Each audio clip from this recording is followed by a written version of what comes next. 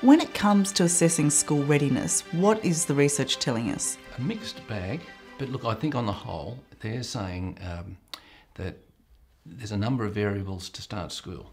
And one of them, an important one, is age, and particularly for boys. The latest research shows that boys are 6 to 12 months behind girls in terms of their development at this age.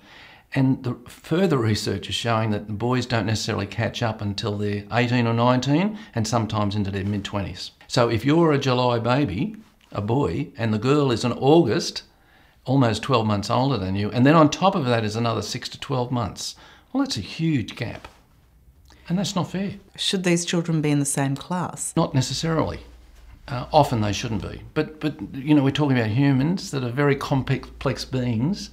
And so each child needs to be taken on their own strengths or concerns. And so many boys, no, they shouldn't be starting school, in my opinion. But there are exceptions. Does it just apply to boys? No, it doesn't just apply to boys, it can apply to girls. And that's the whole thing about this. Individual children develop at different rates. And we're all different. But the research certainly shows that boys are the issue predominantly when it comes to development in almost every area. Emotional, social, academic, fine motor skills, all spiritual, all of them, except gross motor, boys, the development is at a much lower rate. And language development in particular is at a lower rate of development. And that impacts enormously on schooling. Well, it sounds cruel then to be sending them to school because they can't possibly meet the expectations, can they? Well, it's up to the school to adapt to the needs of children. Schools are there for children, not children for schools. And so it's not necessarily cruel, but if a school doesn't handle it well, yeah, it's often difficult. And children are the youngest in the class and have that developmental gap. Boys will be that big developmental gap for 13 years at school.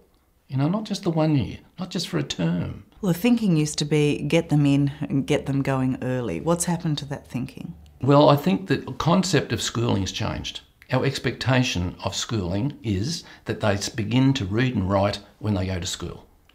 Whereas in the past, 20, 30, 40 years ago, it was more about the first year of school was about preparation period for schooling. Now that expectation's changed, and there's a huge demand on school to get results. And results at sometimes almost any cost, we have to have results. And the media throw up the NAPLAN results and then compare schools.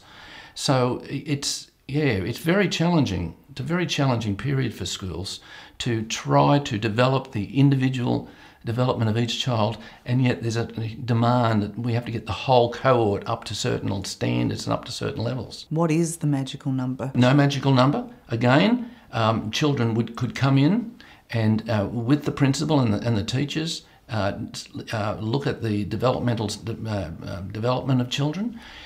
In New Zealand, they have children come in at 5 when their birthday, and they come into the school, and there's a stage where in a smallish group there's a teacher that takes them in as they're coming in and helps prepare them, and then there'd be intake periods, or a whole group would then move up into the first year of schooling when they're ready and when they're at a certain level. And some children would wait for the next stage and be held back, but it's not like being held back. They're coming through when there's a readiness, and it works well there. And it works well in a number of states in America too. Whereas we're very fixed on this age thing at all costs. And no, it's about the individual child, whether it's boy or girl, particularly boys, but whereas it can be girls. Those who don't see a problem with a 4.5-year-old and a 6-year-old in the same class say this is the teacher's job. This is what they're paid and trained to do, to accommodate all of the children in their classroom.